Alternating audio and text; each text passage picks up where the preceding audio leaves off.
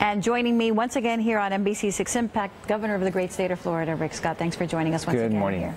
So you were in town this week. You made a big announcement. Tell us a little bit about that. So I came out with a plan 3 weeks ago we got to stop the career politicians. It's to have term limits. It's part of my Make Washington Work plan. The next announcement is we've got to do what we're working on to do in Florida right now. Require 2/3 vote of Congress to raise a tax or a fee.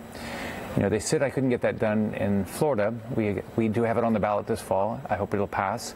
It'll make it more difficult for politicians in Tallahassee and when we get this done in Washington to, raise your cost of living, because they shouldn't be passing on more taxes to you or more fees to you.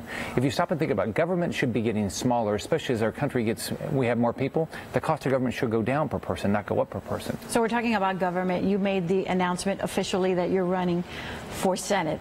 It wasn't a big secret. Everybody thought that would happen.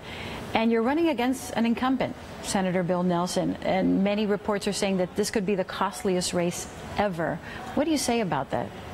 I've had two races so far, and I've gotten my message out of what I wanted to accomplish. I said back in 2010, when people said, oh, it can't be done, that we'd get 700,000 jobs over 7 years, and now we've added 1.5 million jobs in the last 7 years. So I'm going to continue in this race to tell people what I'm going to accomplish, and I'm going to go be a doer. I'm not going to be a talker. We need to get term limits. We need to get rid of career politicians. We need to stop our government from constantly causing us to pay more money in taxes and fees.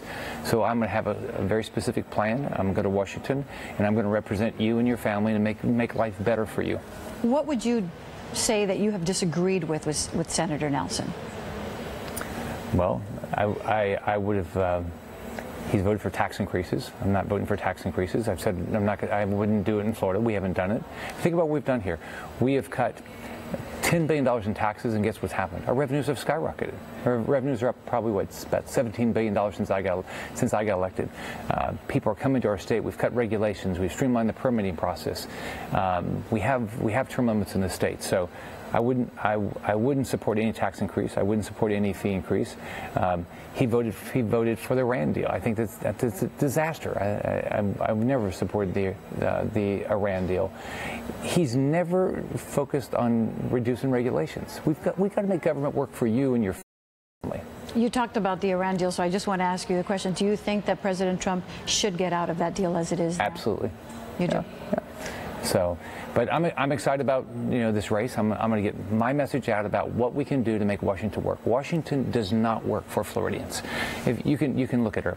You can look at so many different programs, and we are not treated well.